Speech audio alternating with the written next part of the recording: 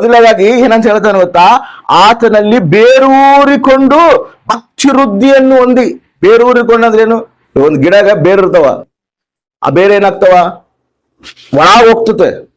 ಬೇರೆ ಎಷ್ಟು ಒಳ ಹೋಗ್ತತೋ ಅಷ್ಟು ಗಿಡ ಫಲಿಸ್ತತೆ, ಅಷ್ಟು ಗಿಡ ಬದುಕ್ತತೆ.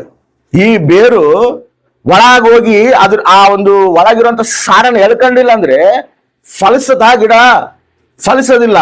ಅದಕ್ಕೆ ಏನಂತ ಹೇಳ್ತಾನೆ ಗೊತ್ತಾ, ನೀವು ಬೇರೂರಿಕೊಂಡು ಯಾರಿನಲ್ಲಿ? ಆತನಲ್ಲಿ, ಕ್ರಿಸ್ತನಲ್ಲಿ ನೀವು ಬೇರೂರಿಕೊಂಡು ನೀವು ಒಳಗ ಹೋಗ್ಬೇಕು. ಕ್ರಿಸ್ತನ ನೀವು ಪಕ್ಕಕ್ಕೆ ಇಟ್ಕೊಳ್ಳೋದಲ್ಲ, ಕ್ರಿಸ್ತನ ಒಳಗೆ ನೀವು ಇರಬೇಕು. ಕ್ರಿಸ್ತನಲ್ಲಿ ನಾವು ಜೀವಿಸಬೇಕು. ಆತನ ಸ್ವಭಾವಗಳು ಹೆಂಗದವು, ಆತನ ಗುಣಗಳು ಹೆಂಗದವು, ಆತನ ಆ ಒಂದು ನಡವಳಿಕೆ, ಆತನ ಪರಿಶುದ್ಧತೆ ಹೆಂಗೈತೋ ಆ ಪರಿಶುದ್ಧತೆ ನಮ್ಮಲ್ಲಿ ಕಾಣಬೇಕು. ಆತನ ಗುಣಗಳು ನಮ್ಮಲ್ಲಿ ಕಾಣಬೇಕು. ಪ್ರಜೆಗಳು ನಮ್ಮಲ್ಲಿ ನೋಡಿದಾಗ ನಾವು ಕಾಣಬಾರ್ದು, ನಮ್ಮಲ್ಲಿ ಕ್ರಿಸ್ತು ಕಾಣಬೇಕು. ಆಮೆನ್. ನಮ್ಮನ್ನು ನೋಡಿದಾಗ ನನ್ನಲ್ಲಿ ಗೌತಮ್ ಕಾಣಬಾರ್ದು, ನನ್ನಲ್ಲಿ ಕ್ರಿಸ್ತೇ ಕಾಣಬೇಕು. ಆಮೆನ್. ಕ್ರಿಸ್ತನ್ನ ವ್ಯಕ್ತಪಡಿಸಬೇಕು. ದೇವ್ರು ನಮ್ಮನ್ನು ಎದಕ್ಕಾಗಿ ಸೃಷ್ಟಿ ಮಾಡೋಣಂತ? ಆತನ ಪ್ರತಿನಿಧಿಗಳಾಗಿ ನಾವು ಜೀವಿಸಕಂತ. ಆತನ ಪ್ರತಿನಿಧಿಗಳಾಗಿ ಅಂದ್ರೆ ಆತನ ಸ್ವಭಾವವು, ಆತನ ಗುಣಗಳು ನಮ್ಮಲ್ಲಿ ನಾವು ವ್ಯಕ್ತಪಡಿಸಕ ಅನೇಕರಿಗೆ. ಆ ರೀತಿ ನಾವು ವ್ಯಕ್ತಪಡಿಸ್ಬೇಕಂದ್ರೆ ನಾವ್ ಹೆಂಗ ಹೋಗ್ಬೇಕಂತ? ಬೇರೂರ್ಬೇಕಂತ. ಒಳಗ ಲೋತೈನ ಅನುಭವದಲ್ಲಿ ಏನೋ ಮೇಲೆ ಮೇಲೆ ಭಕ್ತಿ ಮಾಡಿ, ಏನೋ ಮೇಲೆ ಮೇಲೆ ಪ್ರೇಯರಿಗೆ ಬಂದು, ಏನೋ ಮೇಲೆ ಮೇಲೆ ನಾವು ಆ ಪ್ರೇಯರ್ಗೆ ಹೋಗಿವಿ, ನಾವು ಪ್ರೇಯರ್ನಲ್ಲಿ ಪ್ರಾರ್ಥನೆ ಮಾಡಿವಿ, ನಾವು ಬಂದಿವಿ ಅನ್ನೋ ಮೇಲೆ ಮೇಲೆ ಭಕ್ತಿ ಮಾಡೋದಲ್ಲ. ನಿನ್ನ ಭಕ್ತಿನಲ್ಲಿ ಶಕ್ತಿ ಇರಬೇಕು, ನಿನ್ನ ಭಕ್ತಿನಲ್ಲಿ ಲೋತಾದ ಅನುಭವಗಳು ಇರಬೇಕು. ಕ್ರಿಸ್ತನಲ್ಲಿ ನೀನು ಬೆನವೇಸ್ಕೋಬೇಕು, ಕ್ರಿಸ್ತನಲ್ಲಿ ನೀನು ಅಂಟಗಟ್ಟಬಡಬೇಕು, ಲೋತೈನ ಅನುಭವದಲ್ಲಿ ನೀನು ಜೀವಿಸಬೇಕು. ಏನೋ ಮೇಲೆ ಮೇಲೆ ಭಕ್ತಿ ಮಾಡಿದ್ರೆ ಅದರಿಂದ ಏನ್ ಪ್ರಯೋಜನ ಇರ್ತದೆ? ಅದಕ್ಕೆ ಹೇಳ್ತಾ, ನೀವು ಆತನಲ್ಲಿ ಬೇರೂರಿಕೊಂಡು, ಆತನಲ್ಲಿ ಅಷ್ಟು ನಾವು ಲೋತೈನ ಅನುಭವದಲ್ಲಿ ನಾವು ನಡಿಬೇಕು. ಅವಾಗ ಏನಾಗ್ತೀವಿ ಗೊತ್ತಾ, ಆ ಒಂದು ಲೋತೈನ ಅನುಭವದಲ್ಲಿ ಹೋದ್ರೇನೆ ಫಲಿಸ್ತೀವಿ ನಾವು. ಗಿಡ ಫಲ ಕೊಡತತೆ, ಇಲ್ಲಾಂದ್ರೆ ನಮಗೆ ಫಲ ಬರೋದಿಲ್ಲ. ವರ್ಷಗಟ್ಟಲೆ ಓದ್ತಾನೆ ಇರ್ತಾರೆ ಪ್ರಾರ್ಥನೆಗಳಿಗೆ, ಫಲ ಇರೋದಿಲ್ಲ. ಫಲ ಇದಾವ? ಎಷ್ಟು ಮಂದಿ ಪ್ರಾರ್ಥನೆಗೆ ಹೋಗ್ತಾರೆ ಹೇಳ್ರಿ? ನಮ್ಮ ಸುತ್ತಮುತ್ತ ಜನಗಳನ್ನ ನೋಡಿದ್ರೆ ಪ್ರಾರ್ಥನೆ ಹೋಗ್ತಾರ, ಆರಾಧನೆ ಹೋಗ್ತಾರ, ಚರ್ಚಿಗೆ ಹೋಗ್ತಾರ, ಬರ್ತಾರೆ. ಮತ್ತೆ ಅವ್ರ ಇಷ್ಟಾನುಸಾರವಾಗಿ ಅವರು ಜೀವಿಸ್ತಾರ. ಫಲ ಆಯ್ತಾ?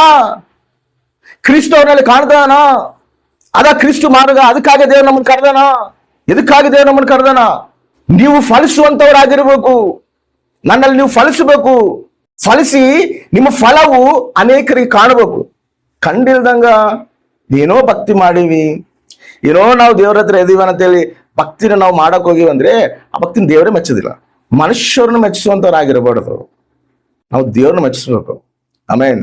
ನಾವು ದೇವ್ರನ್ನ ಮೆಚ್ಚಿಸಕ್ ಹೋದಾಗ ಮನುಷ್ಯರು ನಮಗೆ ಶತ್ರುಗಳಾಗ್ತಾರ, ಮನುಷ್ಯರು ನಮಗೆ ವಿರೋಧಿಗಳಾಗ್ತಾರ. ನಿನಗೆ ಮನುಷ್ಯರು ವಿರೋಧಿಗಳಾಗ್ತಾರಂದ್ರೆ ದೇವ್ರು ನಿನಗೆ ಸನ್ನಿಹಿತರಾಗ್ತದೆ ಅಂತ ಅರ್ಥ. ಎದಕ್ಕಂದ್ರೆ ಕ್ರಿಸ್ತಗ ಎಲ್ಲರೂ ವಿರೋಧಿ ಮಾಡಾರ, ಹೌದಾ ಇಲ್ಲ? ಯೇಸು ಸ್ವಾಮಿನೇ ವಿರೋಧಿಸ್ತಾರ, ಯೇಸು ಸ್ವಾಮಿಗೆ ಶತ್ರುಗಳಾಗಾರ.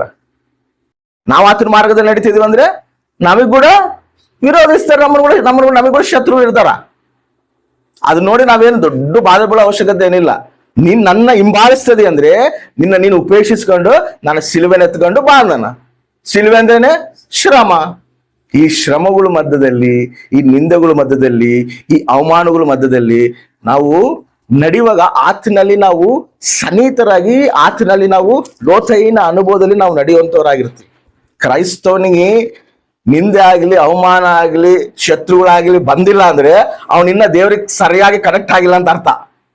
ನೀನು ಕೂಡ ಲೋಕಾನುಸಾರವಾಗಿ ಜೀವಿಸಿ, ಈ ಕಡೆ ದೇವರು ಆ ಕಡೆ ಲೋಕ, ಮತ್ತೆ ನೀನ್ ಯಾರು ದ್ವೇಷಿಸೋದಿಲ್ಲ. ಯಾರನ್ನ ದ್ವೇಷಿಸ್ತಾರ? ಯಾರು ದ್ವೇಷಿಸ್ತಾರೆ? ಅದಕ್ಕೆ ಹೇಳು, ನಿನ್ಗೂ ನನ್ನ ಪಾಟೆ, ನಾವು ಒಂದೇ. ಅದೇ ನೀನು ಯಥಾರ್ಥವಾಗಿ ಜೀವಿಸು, ಅದೇ ನೀನು ಪರಿಶುದ್ಧರಾಗಿ ಜೀವಿಸು, ನಿನಗೆ ಸಾಕ್ಷಿಯಾಗಿ ದೇವರಿಗೆ ನೀನು ಇಷ್ಟಕರವಾಗಿ ನೀನು ಜೀವಿಸು. ಅವಾಗ ಆಟೋಮೆಟಿಕ್ ಆಗಿ ನಿನ್ನ ದ್ವೇಷಿಸಕ್ ಪ್ರಾರಂಭಿಸ್ತಾರ, ನಿನ್ನ ಮೇಲೆ ನಿಂದೆ ಕಟ್ಟಕ್ ಪ್ರಾರಂಭಿಸ್ತಾರ, ನಿನ್ನ ಅವಮಾನಿಸಕ್ ಪ್ರಾರಂಭಿಸ್ತಾರ. ಇವೆಲ್ಲ ಬರ್ತದವಂದ್ರೆ ಅರ್ಥ ಏನು ಗೊತ್ತಾ? ನೀನು ದೇವರಿಗೆ ಸನ್ನಿಹಿತಳಾಗ್ತದೆ ಅಂತ ಅರ್ಥ. ಆಮೇನ್. ನೀನ್ ದೇವರಿಗೆ ಹತ್ರ ಆಗ್ತದೆ ಅಂತ ಅರ್ಥ. ಅದನ್ನೇ ಹೇಳ್ತಾನ, ನನ್ನ ಅವಮಾನಿಸರ ನಿನ್ನ ಕೂಡ ಅವಮಾನಿಸ್ತಾರ, ನನ್ನ ನಿಂದಿಸರ ನಿನ್ನ ಕೂಡ ನಿಂದಿಸ್ತಾರ. ಅದ್ರಾಗ ಏನು ಬಾಧೆ ಪಡೋ ಅವಶ್ಯಕತೆ ಇಲ್ಲ. ಸೇವಕರು ಕೂಡ, ಅಪೊಸ್ತಲರು ಕೂಡ ನಿಂದಿಸ್ತಾರ, ಅವಮಾನಿಸ್ತಾರ. ಆದ್ರೆ ಅಪೊಸ್ತಲರು ಏನಂದ್ರೆ ಗೊತ್ತಾ, ಈ ದೇವ್ರ ಸಲುವಾಗಿ ನಿಂದೆ ಅನುಭವಿಸೋದು ನಮಗೆ ಘನತೆ. ಇದು ನಾವು ಘನತೆವಾಗಿ ಎನ್ನಿಸ್ಕೊಂತೀವಿ, ನಾವು ಅವಮಾನವಾಗಿ ಎನ್ನಿಸೋದಿಲ್ಲ ನಾವು. ಅದಕ್ಕೆ ಹೇಳ್ತಾನ, ನೀವು ನನ್ನ ಸಲ ನಿಂದೆ ಅನುಭವಿಸ್ತೀರಾ, ನೀವು ನನ್ನ ಸಲುವಾಗಿ ನೀವು ಅವಮಾನ ಪಡ್ತೀರಾ, ನೀವು ಸಂತೋಷ ಪಡ್ರಿ, ಅದಕ್ಕೆ ಪರಲೋಕ ರಾಜ್ಯದಲ್ಲಿ ನಿಮ್ಗೆ ಉನ್ನತವಾದ ಬಹುಮಾನ ಆಯ್ತು ಅಂತ. ಯಾರಿಗೆ ಸಿಗ್ತದ್ರಿ ದೇವ್ರ ಸಲುವಾಗ ಆ ನಿಂದೆ ಅನುಭವಿಸೋದು, ದೇವ್ರ ಸಲುವಾಗಿ ಅವಮಾನ ಅನುಭವಿಸೋ ಭಾಗ್ಯ ನಮಗೆ ಸಿಗ್ಬೇಕಂದ್ರೆ ಅದು ನಮ್ ದೇವ್ರ ಕೊಟ್ಟ ಕೃಪೆ, ಅದೆಲ್ಲರಿಗೂ ಸಿಗೋದಿಲ್ಲ. ಆದ್ರೆ ನಾವೇನ್ ಮಾಡೋ ಗೊತ್ತಾ, ಆಚಿನಲ್ಲಿ ನಾವು ಬೇರೂರು ಒಳಗೆ ಮೇಲೆ ಮೇಲೆ ಭಕ್ತಿ ಮಾಡುವಂತವ್ರಾಗಿರ್ಬಾರ್ದು. ದಿನಾ ದಿನ ನಮ್ಮ ಹೃದಯ ಆತಗೆ ಹತ್ರವಾಗಿ ಹೋಗ್ತಿರ್ಬೇಕು, ಆಸೆ ಪಡ್ತಿರ್ಬೇಕು. ದೇವಾ, ನಾನು ಇನ್ನ ನಿನ್ನ ತಿಳ್ಕೊಬೇಕು, ನಾನು ಇನ್ನ ನಿನಗೆ ಹತ್ರ ಆಗ್ಬೇಕು, ನಾನು ಇನ್ನ ನಿನಗೆ ಸನಿತನಾಗ್ಬೇಕು, ನಿನ್ನ ಗುಣಗಳು ತಿಳ್ಬೇಕು, ನಿನ್ನ ಪ್ರೀತಿನ ತಿಳ್ಕೊಬೇಕು, ನಿನ್ನ ತ್ಯಾಗನ ತಿಳ್ಕೊಬೇಕು, ನಿನ್ನ ಒಂದು ಮಮತೆ ನಾನು ತಿಳ್ಕೊಬೇಕು, ನಿನಗೆ ನಾನು ಸನಿತನಾಗ್ಬೇಕಂತೇಳಿ ದಿನ ನಮ್ಮ ಅಂತರಂಗ ಸ್ವಭಾವವು ಆತನ ಹುಡುಕ್ಬೇಕು. ಲೋಕದಲ್ಲಿ ತಿರುಗ್ತಿದ್ರು ಕೂಡ, ಎಲ್ಲೇ ಕೆಲಸ ಮಾಡ್ತಿದ್ರು, ಎಲ್ಲಿದ್ರು ಕೂಡ ನಮ್ಮ ಒಂದು ಮನಸ್ಸು ಯಾವಾಗ್ಲೂ ದೇವ್ರ ತರ ಕನೆಕ್ಟ್ ಆಗಿರ್ಬೇಕು. Amen, hallelujah. ಎಲ್ಲೇ ಕೆಲಸ ಮಾಡ್ತಿದ್ರು ನೀನು ಕೆಲಸ ಮಾಡ್ತಿದ್ರು ಕೂಡ ನಿನ್ನ ಒಂದು ಮನಸ್ಸು ಯಾವಾಗ್ಲೂ ದೇವ್ರ ತಲೆ ನಿನಗೆ ಕನೆಕ್ಟ್ ಆಗ್ತಿರ್ಬೇಕು. ಆ ಲೋತೈನ ಅನುಭವದಲ್ಲಿ ನಿನ್ನ ನಡೀತಿರ್ಬೇಕು. ಅವಾಗ ಏನಾಗ್ತಿ ಗೊತ್ತಾ, ನೀನು ಫಲಿಸ್ತಿ, ಫಲ ಕೊಡ್ತಿ.